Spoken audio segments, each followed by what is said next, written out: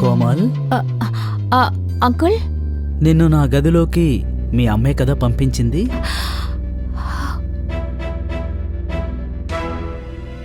అవును.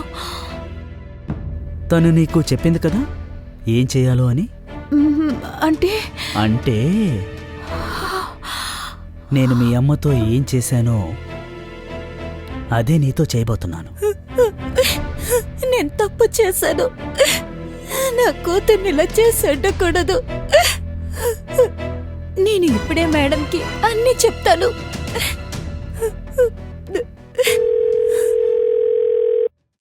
అనిత, చెప్పు. ఏంటి, ఏమైంది? ఎందుకు ఏడుస్తున్నావు? మేడం, మేడం, సార్ మంచివారు కాదు. ఏమంటున్నా? ఆయన నాతో తప్పుగా ప్రవర్తించారు. ఇంకా నన్ను యూజ్ చేసుకున్నారు. ఇంకా ఇప్పుడు ఆయన నా కూతురుతో కూడా అదే చేస్తున్నారు. సరే, కోమల్ ఇప్పుడు ఎక్కడుంది? మేడం, మీ ఇంట్లోనే ఉంది. సార్ కూడా అక్కడే ఉన్నారు. అవును మేడం, నా కూతుర్ని కాపాడండి ప్లీజ్. మీరు త్వరగా రండి మేడం. సరే అనిత, నువ్వు భయపడకు. నువ్వు ఇంటికి వచ్చేసాయి. నేను ఇక్కడ నుంచి అక్కడికి వస్తున్నాను. సరే మేడం, మీరు త్వరగా రండి. సరే సరే.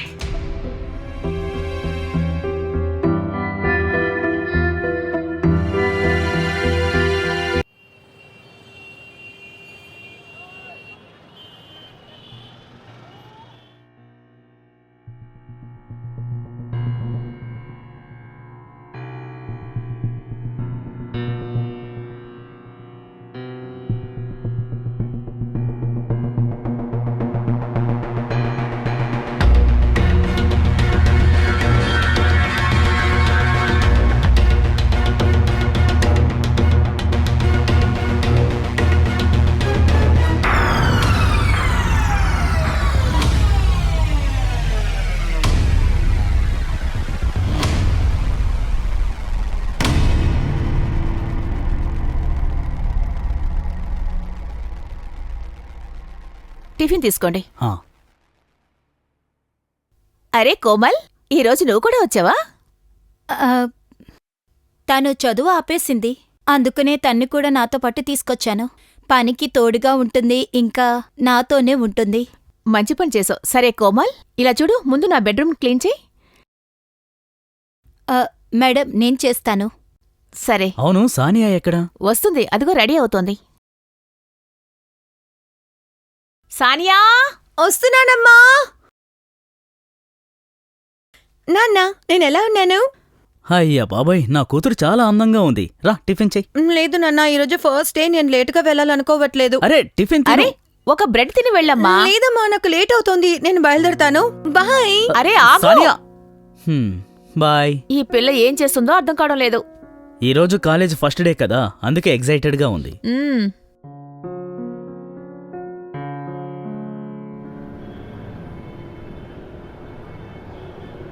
ఆహా రవి, అన్ని ఏర్పాట్లు పూర్తయ్యాయి. ప్యాకింగ్ అంతా పూర్తయింది. నేను మీ బావతో మాట్లాడతానులే. ఆయన ఏం చెప్తారో చూద్దాం. సరే, ఓకే, బాయ్. ఏమండి, ఇది పెళ్ళండి, పుట్టినరోజు కాదు మాటిమాటికి వెళ్ళి రావటానికి. మీ బామర్ది పెళ్ళండి, కాస్త టైం తీసుకుని రావచ్చు కదా. అరే అవును, నేనేమైనా నా శత్రువు పెళ్ళి అని అన్నానా? నువ్వు వెళ్తున్నావు కదా, చాల్లే. నేను నా మరిదికి ఫోన్లో క్షమాపణలు చెప్తానులే, సరేనా? మీకు మన పెళ్లికి మాత్రం ఎలా టైం దొరికిందో నాకు అర్థం కావడం లేదు. నిఖిత, నీకు అర్థం కావడం లేదు. గత 2 నెలలుగా నాకు ఒక్క కాంట్రాక్ట్ కూడా దక్కలేదు. ఈ మీటింగ్ కోసం నేను ఎప్పటినుంచో ఎదురుచూస్తున్నాను. ముఖ్యంగా ఈ కాంట్రాక్ట్ని నేను ఎలాగైనా దక్కించుకోవాలి. నీకు అర్థమవుతోందా? నేను ప్రజెంటేషన్ కూడా రెడీ చేయాలి. సర్లేండి, మీరు ప్రజెంటేషన్కి ఏర్పాటు చేయండి. కానీ నేను రేపు బయలుదేరి తీరాలి. అలాగే మన సానియాని మీరు జాగ్రత్తగా చూసుకోవాలి. నువ్వేం కంగారు పడకు, జాగ్రత్తగా వెళ్ళు. కోమల్, నేను కొట్టుకెళ్ళి సామాన్లు కొనుక్కురొస్తాను. నువ్వు పొయ్యి మీద అన్నం పెట్టు.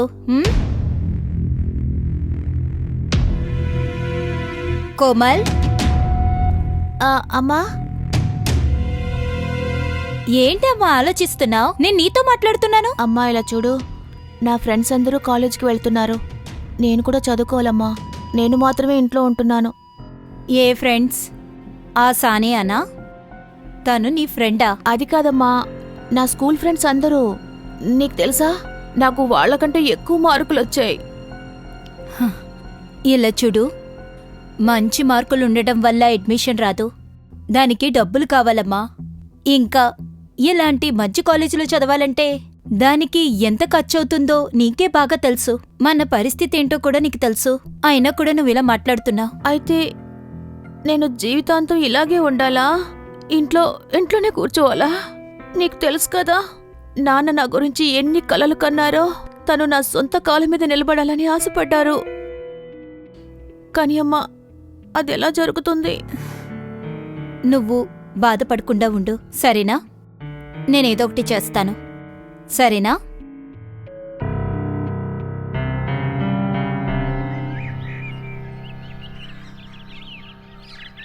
అవునవును, నేను పంపాను. మీరొక్కసారి చెక్ చేయండి. ఏదైనా డౌట్ ఉంటే అడగండి. ఓకే.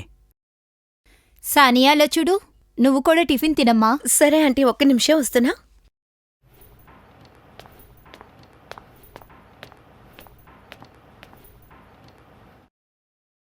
సరే సరే, నువ్వు టెన్షన్ అవ్వకుండా ఉండు. బస్టాండ్కి వచ్చే ముందు నేను కాల్ చేస్తాను, సరేనా? బాయ్. సానియా, నువ్వు టిఫిన్ పూర్తి చేస్తే మనం బయలుదేరదాం. నిన్ను కాలేజీలో డ్రాప్ చేస్తాను. 5 నిమిషాలమ్మా. అనిత, నువ్వు ఒక్క నిమిషం ఇల్లారా? సరే మేడం. నేను పెళ్లికి వెళ్తున్నాను. ఈ ఇంటిని చూసుకునే బాధ్యత మొత్తం నీ మీదే ఉంది. జాగ్రత్తగా చూసుకో, సరేనా? సరే మేడం. అలాగే నీకేదైనా ప్రాబ్లం వస్తే నాకు వెంటనే కాల్ చేయి, సరేనా? సరే మేడం. మేడం, నేను మీతో ఒకటి చెప్పాలి. ఏంటో చెప్పు. అది కోమల్ అడ్మిషన్కి కాస్త డబ్బులు అవసరం. మీరు గాని ఇస్తే. ఎంత డబ్బు కావాలి? కాలేజ్ అడ్మిషన్కి ఎంత సరిపోతుందంతా, అంతకు మించి ఎక్కువ వద్దు. సరే, నాకు కాస్త టైం ఇవ్వు. పెళ్లికెళ్ళొచ్చిన తర్వాత చూద్దాం, సరేనా? సరే మ్యామ్.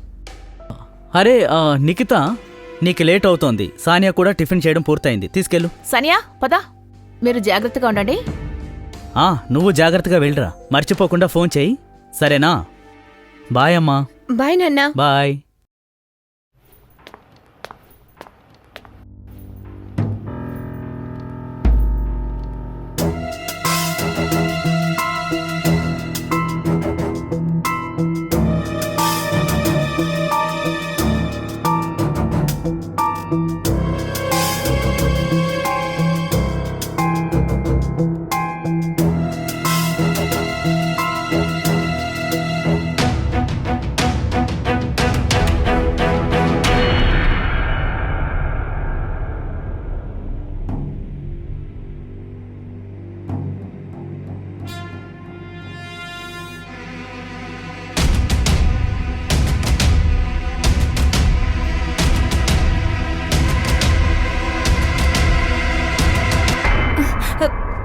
మీరేం చేస్తున్నారు సార్?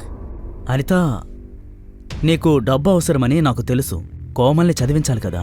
ఆ డబ్బు నీకు నేనిస్తాను. ఎంత కావాలి చెప్పు.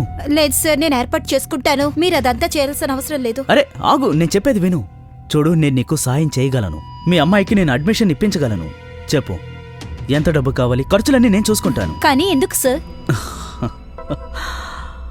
నేనేం కోరుకుంటున్నానంటే, ఒక్క రాత్రికి నా పక్కకి రావాలి. సార్, ఇదంతా తప్పు. అరే అనిత, చెప్పేది విను. నీ కూతురి పెద్ద కల ఓ పెద్ద కాలేజీలో చదువుకోవాలన్నదే. దానికి చాలా డబ్బు అవసరం. తనకి నేను అడ్మిషన్ సులభంగా ఇప్పించగలను. సో నీకు ఒక్కరోజు సమయం ఉంది. బాగా ఆలోచించు. నువ్వు నీ కూతుర్ని చదివించాలా వద్దా అన్నది నీ చేతుల్లోనే ఉంది.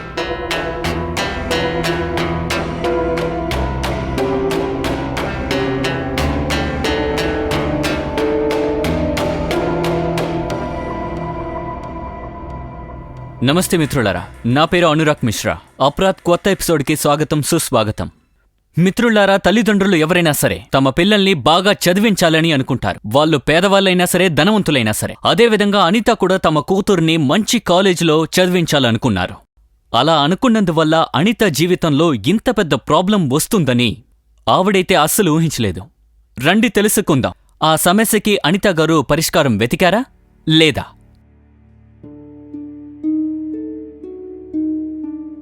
ఇలా చూడు, నేను నీకు సాయం చేయగలను. నీ కూతురికి అడ్మిషన్ ఇప్పించగలను. ఆలోచించు. నువ్వు నీ కూతుర్ని చదివించాలా వద్దా అన్నది నీ చేతుల్లోనే ఉంది. అమ్మా ఇలా చూడు, నా ఫ్రెండ్స్ అందరూ కాలేజ్కి వెళుతున్నారు. నేను చదువుకోవాలి. నేను మాత్రమే ఇంట్లో ఉంటున్నాను. నీకు తెలుసు కదా, నాన్న నా గురించి ఎన్ని కలలు కన్నారో. నన్ను నా సొంత కాళ్ళ మీద నిలబడాలని ఆశపడ్డారు. అమ్మా, ఇదెలా జరుగుతుంది? అమ్మా, నేను వంట చేసేశాను. రామ్మా, మనం వెళ్ళి తిందాం. ఏమైందమ్మా, ఎందుకలా మౌనంగా ఉన్నావు? నీకు తెలుసా, ఈరోజు మా ఫ్రెండ్స్ వచ్చారు. వాళ్ళకి కాలేజెస్ స్టార్ట్ అయ్యాయంట. నేను కూడా కాలేజ్కి వెళ్తాను కదా. చెప్పమ్మా, ఏమైందమ్మా? నువ్వెందుకేమీ మాట్లాడట్లేదు? నువ్వు కాలేజ్కి వెళ్ళాలి కదా, నువ్వు వెళ్తావు. నిజమే అంటున్నావా? థ్యాంక్ యూ సో మచ్ అమ్మా.